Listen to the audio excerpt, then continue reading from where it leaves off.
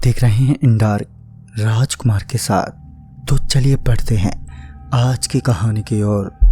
दोस्तों, मेरा नाम आकाश है और मैं पेशे से एक बिजनेसमैन हूँ। मेरी खुद की एक फैक्ट्री है जो कि टीवी और इलेक्ट्रॉनिक सामान की है। एक दिन जब मैं अपने घर से सुबह 6 बजे फैक्ट्री के लिए निकला और मेरे घर से मेरी फैक्ट्री ज़्यादा दूर नहीं थी, लेकिन मुझे फिर भी जाकर सभी मज़दूरों पर नज़र रखनी पड़ती थी। इसलिए मुझे जल्दी फैक्ट्री पहुंचकर सबको काम भी बताना पड़ता था। 19 दिसंबर 2018 सुबह के 6 बजे मैं घर से निकला। अभी मैं गुजरात के एक हाईवे पर पहुंचा तो मुझे एक लड़की हाईवे पर लिफ्ट मांगते हुए दिखी। उसे देखते ही मेरी आंखें बस उसी पर टिकी रहीं। दरअसल वह लड़की बहुत सुंदर थी। मैं उसी के शौक में जैसे खो गया। फिर तभी मैं उसके पास पहुंचा और उससे पूछा, कहाँ जाना है आपको? मैं बस उसकी आंखों में ही देख रहा था। फिर वो मुस्कुराई और मुझसे बोली, मुझे सूरत जाना है। और ये सुनकर मैं बहुत खुश हुआ क्योंकि मुझे भी वहीं पर जाना था। फिर वो गाड़ी में बैठी और मैं ड्राइव करने लगा। कार में बैठने के बाद कार का माहौल एकदम से बदल गया, मगर मैंने ज़्यादा ध्यान नहीं दिया। फिर मैंने उस लड़की से बातें करनी शुरू की। बातों ही बातों में मैंने उससे पूछा, आपकी शादी हो गई क्या? तो उसने कहा, जी नहीं। यह सुनकर मुझे और भी खुशी हुई। फिर मैंने उसे वहाँ छोड़ दिया जहाँ उसे जाना था। फिर मैं रात को जब वापस घर लौटा तब मैं उस लड़की के बारे में ही सोच रहा था कि काश वो लड़की मुझे अपने सामने फिर से लिफ्ट मांगते हुए किसी भी तरह दिख जाए। जब मैं आगे गया तो मैंने पाया कि वही लड़की मेरी कार के सामने फिर से लिफ्ट मांगते हुए खड़ी हुई है। मैंने गाड़ी उसके पास रोकी और फिर उसका चेहरा गौर से देखा तो मुझे पता चला कि यह वही लड़की थी जो मुझे सुबह मिली।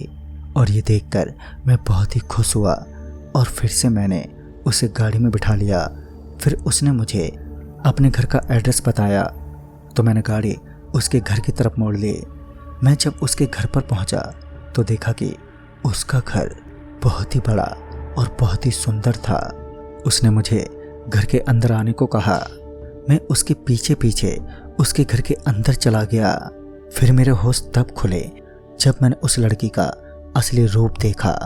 पूरे घर की लाइट चली गई और लालटेन के फूटने से शॉल में आग लग गई और पूरा घर बस उसी आग की रोशनी से जगमगा रहा था। अब मैंने उस लड़की के असली रूप को देखा। मैंने देखा उसके 2 सींग निकले थे। असल में वो कोई लड़की नहीं बल्कि कुछ और ही थी। उसका पूरा शरीर अब बढ़ता गया और उसके दांत हल्के से बाहर निकल आए। वो अब एक मर्द के रूप में थी। उस समय मैं बहुत बुरी तरीके से डर चुका था। मैं उस समय डर को अपने शब्दों में बयां नहीं कर सकता।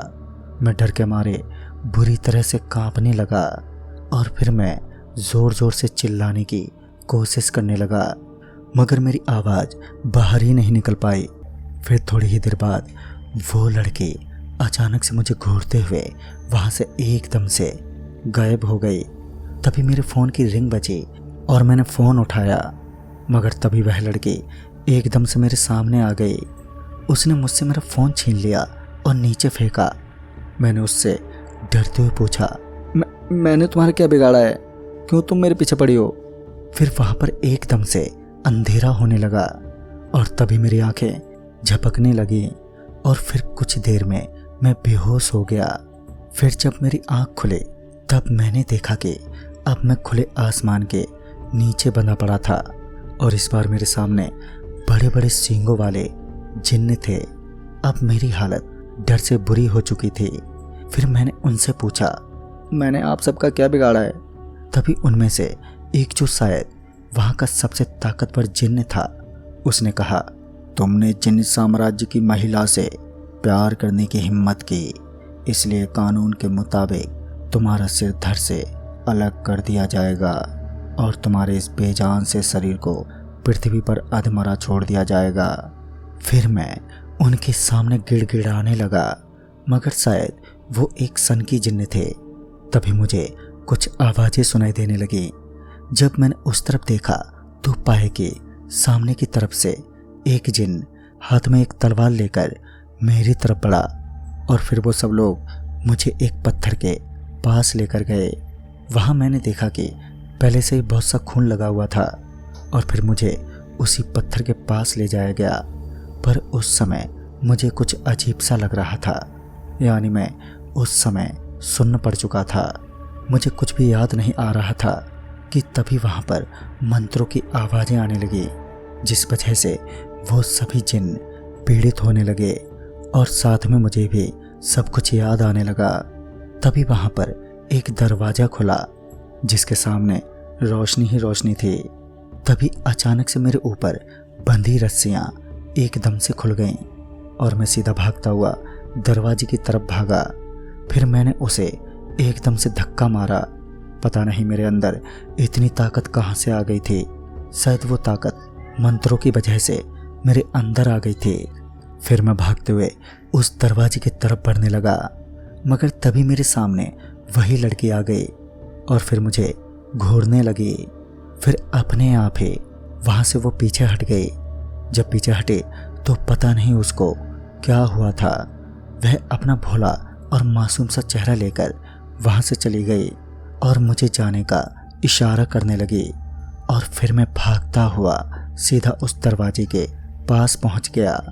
फिर मैं दौड़ता हुआ उस दरवाजे के बाहर पहुँचा। जैसे ही मैं उस दरवाजे के बाहर निकला तब मैं पता नहीं कैसे एकदम से बेहोश हो गया। जब मेरी आँख खुली तो मैंने पाया कि मैं उसी घर में हूँ जहाँ से मुझे वो लेकर गई थी। फिर जब मैंने अपने आसपास देखा तो पाया कि सामने मेरे घर वाले और साथ ही एक पंडित बाबा जी थे। दरअसल जब उन्होंने मुझे फ़ोन किया था तब उस लड़की से वो फ़ोन टूट नहीं पाया और जिन्होंने फ़ोन किया था वो मेरी मम्मी थे। वो कॉल एक वीडियो कॉल थी जिससे उन्हें साफ साफ सब कुछ दिख गया था। और फिर मेरी मम्मी ने पापा को पूरी बात बताई और पापा एक बहुत बड़े महात्मा को लेकर यहाँ पर आ पहुँचे। मैं बाल बाल बचा था, लेकिन उसके बाद जो उन महात्मा जी ने बताया उसे सुनकर तो मेरे होश ही उड़ गए।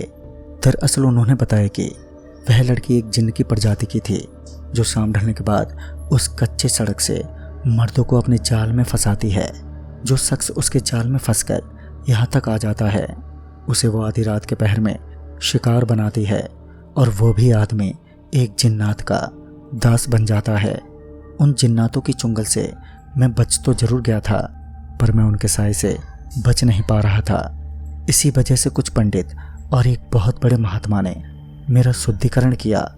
उन्होंने मेरी कलाई पर लाल धागा बांधा और मेरे सारे कमरों को उसरगा और कहा, अगले 7 दिन तक ना तो ये धागा खुद से दूर करना है और ना ही घेरे से बाहर निकलना है। अगर ऐसा हुआ तो किसी भी क्षण वो जिन्नात की प्रजाति मेरा खात्मा कर खुद के महफिल में ले जाएगी। उन्होंने मुझे ये भी हिदायत दी कि चाहे कुछ भी हो जाए इस घेरे से बाहर मत निकलना। हो सकता है कि वो जिन्नात कोई चाल भी चलें, कोई भी दोस्त साफ संबंधी आए, पर तुम्हें यहाँ से बाहर नहीं निकलना है। पहले उसे अंदर बुलाना। अगर वो इंसान होगा तो खुशी खुशी आ सकेगा और अगर कोई बुरी शक्ति होगी तो नहीं घुस सकेगी। इसके बाद मैंने कुछ ऐसा ही किया। मैं अगले 7 दिन तक उस घेरे को पार नहीं किया। फिर मुझे अलग अलग आवाज़ें आने लगीं, पर मैं फंसा नहीं। 7 दिन के बाद एक और हवन हुआ और तब कहीं जाकर मुझे उन जिन्नों से मुक्ति मिल गई। इसीलिए कहते हैं जब अकेली सुनसान सड़कों पर कोई लड़की लिफ्ट मांगे तब सतर्क हो जाना चाहिए, क्योंकि वो कोई अजनबी प्रजाति की भी हो सकती है और आप उसमें फंस जाते हो तो वही हाल आपका होगा जो मेरा हुआ, या शायद इससे भी बदतर। तो दोस्तों इस कहानी में बस इतना ही। तब तक के लिए बाय एंड टेक केयर।